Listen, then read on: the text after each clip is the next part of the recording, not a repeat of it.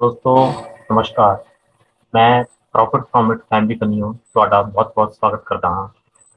ਮੈਂ ਅਰੁਣ ਕੁਮਾਰ ਸਤੰਬਰ 2020 ਦਾ ਸਟੂਡੈਂਟ ਹਾਂ profit from it ਦਾ ਤੇ ਮੈਂ ਪੰਜਾਬ ਤੋਂ ਬਿਲੋਂਗ ਕਰਦਾ ਹਾਂ ਸ਼ਹਿਰ ਖੰਨਾ ਤੋਂ ਤੇ ਮੈਂ ਇੱਕ ਬਿਜ਼ਨਸ ਫੈਮਿਲੀ ਦਾ ਪਰਸਨ ਹਾਂ ਜਿਸ ਦੇ ਵਿੱਚ ਅਸੀਂ ਰਾਈਸ ਔਰ ਪਲਸਿਸ ਦੀ ਹੋਲਸੇਲ ਸਪਲਾਈ ਕਰਦੇ ਹਾਂ B2B ਕੈਟਾਗਰੀ ਦੇ ਵਿੱਚ। ਦੋਸਤੋ ਸਭ ਤੋਂ ਪਹਿਲਾਂ ਮੈਂ ਆਪਣੇ ਮੈਂਟਰ ਔਰ ਫਾਊਂਡਰ ਪ੍ਰੋਫਿਟ ਫਰੋਮ ਇਟ ਦੇ ਮਿਸਟਰ ਪਿਊਸ਼ ਪੇਲ ਜੀ ਦਾ ਧੰਨਵਾਦ ਕਰਨਾ ਚਾਹੂੰਗਾ ਜਿਨ੍ਹਾਂ ਨੇ ਸਾਨੂੰ ਕੰਪਨੀ ਦੇ ਫਾਈਨੈਂਸ਼ੀਅਲ ਡਾਟਾ ਨੂੰ ਚੰਗੀ ਤਰ੍ਹਾਂ ਪੜ੍ਹਨਾ ਸਿਖਾਇਆ ਤੇ ਉਹਨਾਂ ਦੇ ਤੌਰ ਤੇ ਸਾਨੂੰ ਪ੍ਰੈਜੈਂਟੇਸ਼ਨ ਕਰਨਾ ਸਿਖਾਇਆ ਤੇ ਮੈਂ ਆਪਣੀ ਵੈਲਥ ਕ੍ਰੀਏਸ਼ਨ ਦੀ ਜਰਨੀ ਦੇ ਵਿੱਚ ਉਹਨਾਂ ਦੀ ਪ੍ਰੈਜ਼ੈਂਸ ਦਾ ਬਹੁਤ-ਬਹੁਤ ਧੰਨਵਾਦੀ ਹਾਂ ਜਿਨ੍ਹਾਂ ਨੇ ਕਿ ਸਾਨੂੰ ਇਹ ਸਾਰੀ ਗਾਈਡਲਾਈਨਸ ਦਿੱਤੀਆਂ।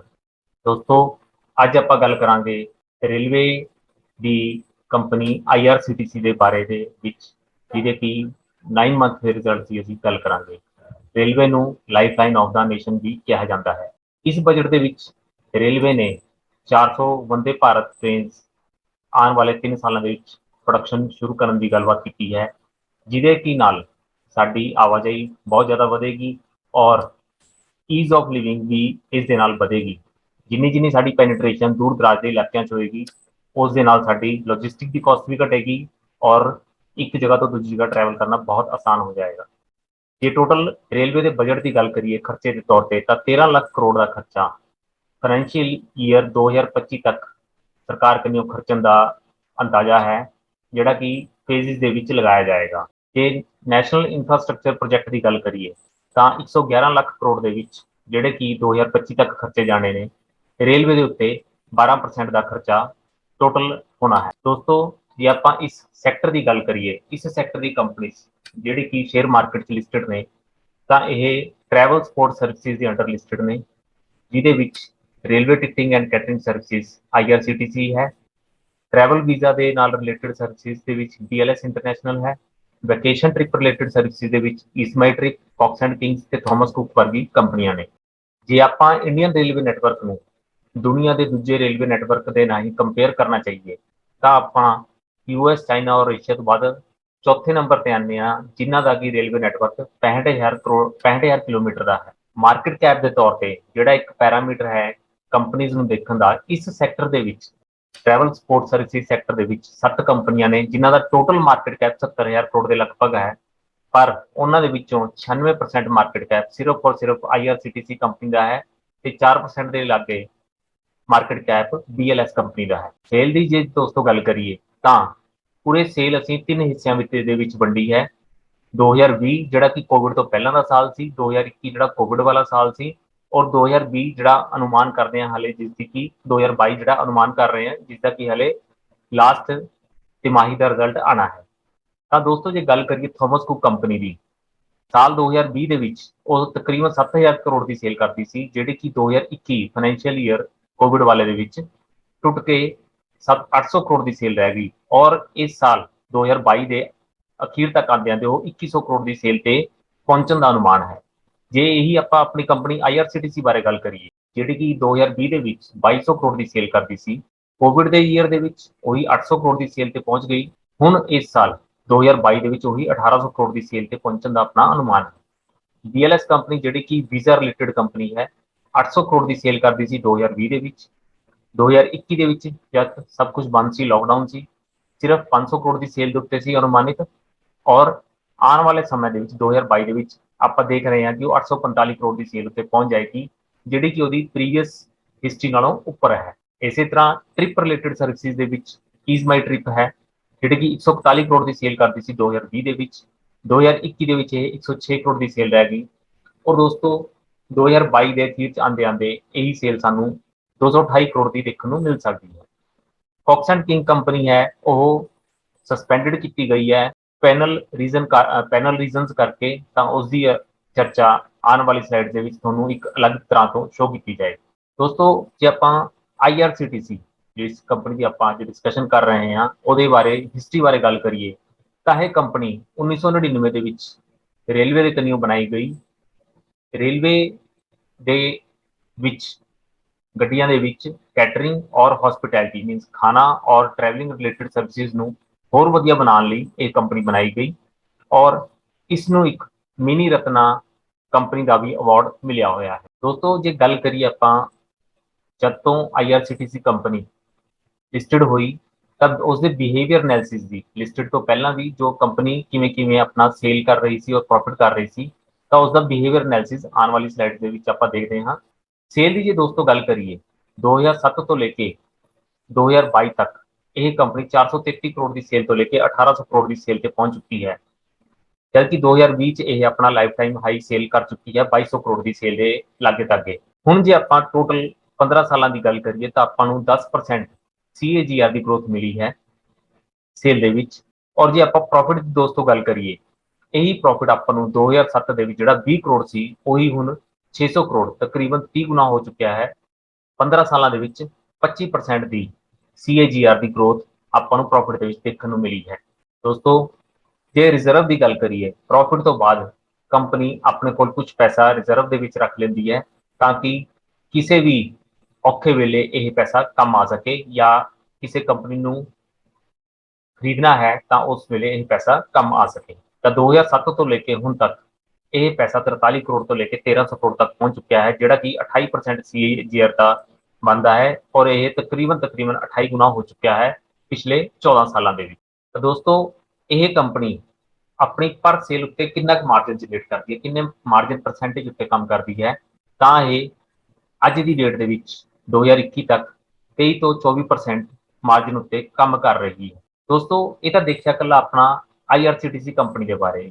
ਜੇ ਇਸ ਕੰਪਨੀ ਨੂੰ ਆਪਾਂ ਕੁਆਲਿਟੀ ਦੇ ਤੌਰ ਤੇ ਖਰਾ ਉਤਾਰ ਕੇ ਦੇਖਣਾ ਹੈ ਤਾਂ ਆਪਾਂ ਇਸ ਨੂੰ ਕੰਪੇਅਰ ਕਰਾਂਗੇ ਇਹਦੇ ਬਾਕੀ ਕੰਪਨੀਆਂ, ਜਿਵੇਂ ਮੈਂ ਕਿਹਾ ਇਹ 7 ਕੰਪਨੀਆਂ ਲਿਸਟਡ ਨੇ, ਬਾਕੀ ਕੰਪਨੀਆਂ ਨਾਲ ਇਹਨੂੰ ਕੰਪੇਅਰ ਕਰਕੇ ਦੇਖਾਂਗੇ ਕਿ ਇਹ ਉਹਨਾਂ ਦੇ ਬਰਾਬਰ ਕਿਵੇਂ ਖਰੀ ਉਤਰਦੀ ਹੈ। ਤਾਂ ਸਭ ਤੋਂ ਪਹਿਲਾਂ ਜੇ ਆਪਾਂ ਗੱਲ ਕਰੀਏ ਨੈਟ ਪ੍ਰੋਫਿਟ ਮਾਰਜਨ ਦੇ ਵਿੱਚ ਕਿ ਹਰ ਸੇਲ ਤੋਂ ਬਾਅਦ ਇਹ ਕੰਪਨੀ ਕਿੰਨਾ ਮਾਰਜਨ ਜਨਰੇਟ ਕਰਦੀ ਹੈ, ਤਾਂ ਸਭ ਤੋਂ ਵੱਧ ਮਾਰਜਨ ਜਨਰੇਟ ਕਰਨ ਵਾਲੀ ਕੰਪਨੀ ਹੈ ਈਜ਼ਮਾਈ ਟ੍ਰਿਪ, ਜਿਹੜਾ ਕਿ 57% ਮਾਰਜਨ ਜਨਰੇਟ ਕਰਦੀ ਹੈ। IRCTC 24% ਮਾਰਜਨ ਜਨਰੇਟ ਕਰਦੀ ਹੈ, ਜਿੱਥੇ ਕਿ ਥਾਮਸ ਕੁੱਕ ਮਾਈਨਸ ਦੇ ਵਿੱਚ -37% ਮਾਈਨਸ, ਮਤਲਬ ਉਹ ਪ੍ਰੋਫਿਟ ਨਹੀਂ ਕਮਾ ਪਾ ਰਹੀ ਹੈ।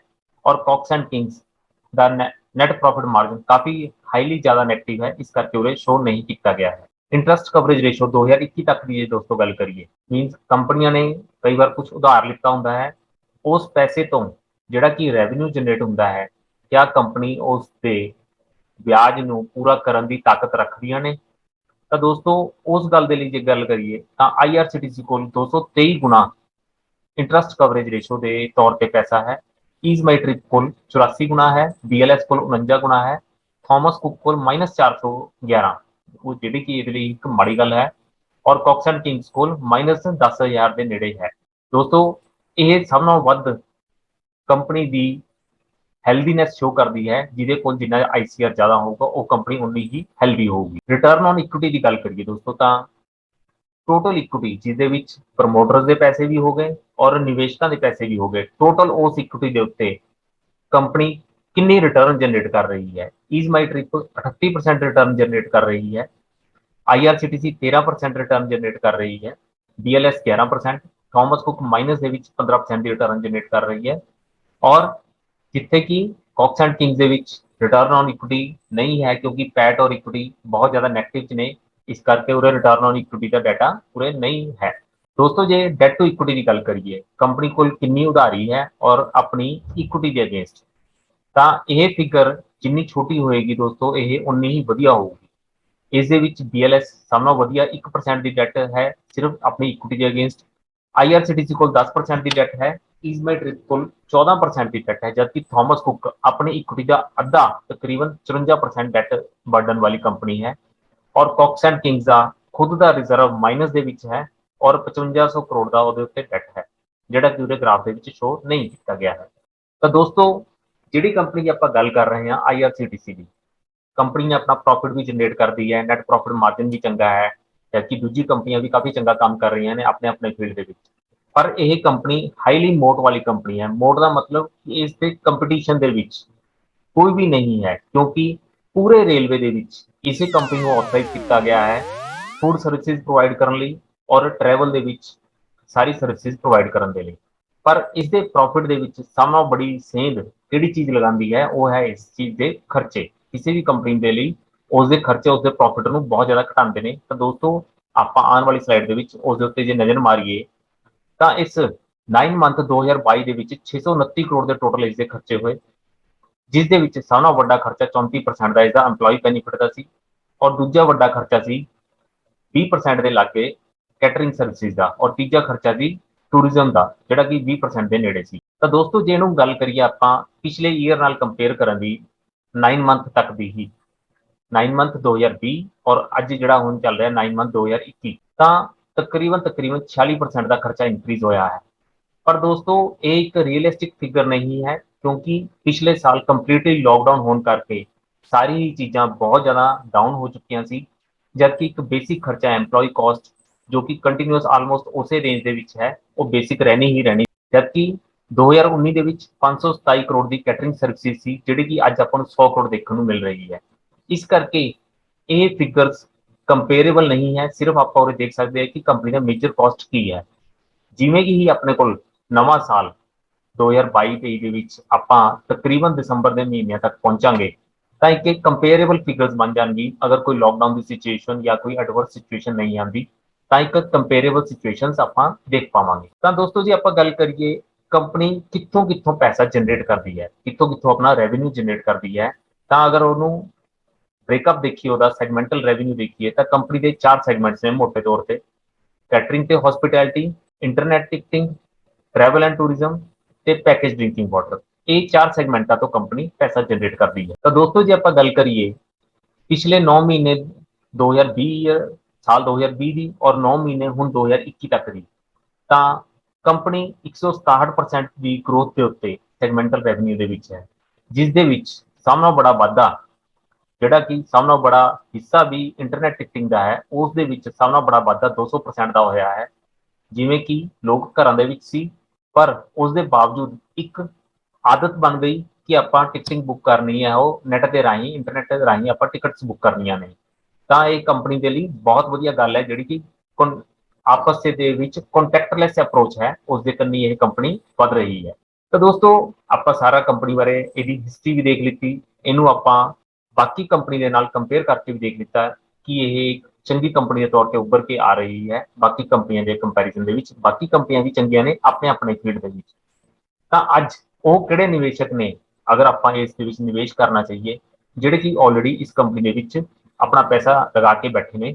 ਤਾਂ ਜੇ ਆਪਾਂ ਗੱਲ ਕਰੀਏ ਸ਼ੇਅਰ ਹੋਲਡਿੰਗ ਪੈਟਰਨ ਦੀ, ਕਿੰਨਾ ਕਿੰਨਾ ਲੋਕਾਂ ਕੋਲ ਇਸੇ ਪਰਸੈਂਟੇਜ ਸ਼ੇਅਰ ਹੈ, ਤਾਂ ਪ੍ਰਮੋਟਰਾਂ ਦੇ ਕੋਲ ਤਕਰੀਬਨ 70% ਮਾਰਕੀਟ ਸ਼ੇਅਰ ਹੈ ਇਸ ਦਾ।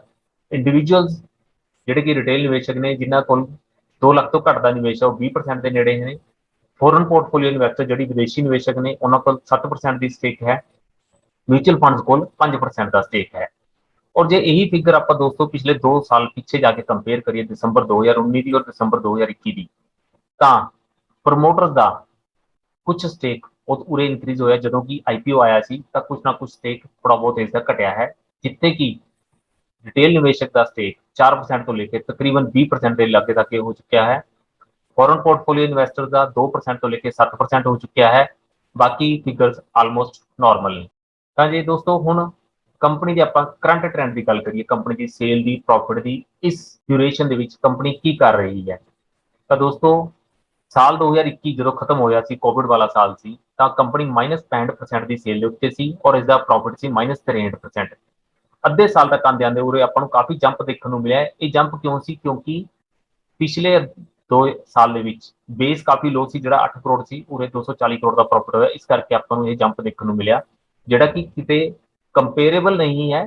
ਜੋ ਕਿ ਮੈਂ ਪਹਿਲਾਂ ਵੀ ਗੱਲ ਕੀਤੀ, ਆਪਾਂ ਜਿਉਂ ਅਗਲੇ ਸਾਲਾਂ 'ਚ ਪਹੁੰਚਾਂਗੇ ਤਾਂ ਇੱਕ ਰੈਲੇਵੈਂਟ ਫਿਗਰਸ ਮਿਲਣਗੀਆਂ ਆਪਾਂ ਨੂੰ ਕੰਪੇਅਰ ਕਰਨ ਲਈ।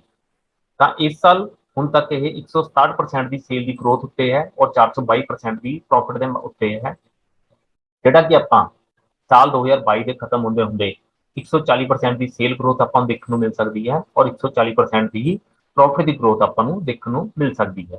ਦੋਸਤੋ ਜੇ ਪਿਛਲੇ ਸਾਲਾਂ ਦੀ ਗੱਲ ਕਰੀਏ, ਪੂਰੀ ਹਿਸਟਰੀ ਦੀ, ਤਕਰੀਬਨ 2007 ਤੋਂ ਜੋ ਆਪਾਂ ਗੱਲ ਕੀਤੀ, ਜੇ ਆਪਾਂ ਕੋਵਿਡ ਦਾ ਸਾਲ ਵਿੱਚੋਂ ਛੱਡ ਦਈਏ ਤਾਂ ਕੰਪਨੀ ਨੇ ਪਿਛਲੇ 13 ਸਾਲਾਂ ਦੇ ਵਿੱਚ ਤਕਰੀਬਨ ਸੇਲ ਦੇ ਵਿੱਚ 14% ਦੀ ਗਰੋਥ ਕੀਤੀ ਹੈ ਔਰ ਪ੍ਰੋਫਿਟ ਦੇ ਵਿੱਚ ਤਕਰੀਬਨ 28% ਦੀ ਗਰੋਥ ਕੀਤੀ ਹੈ।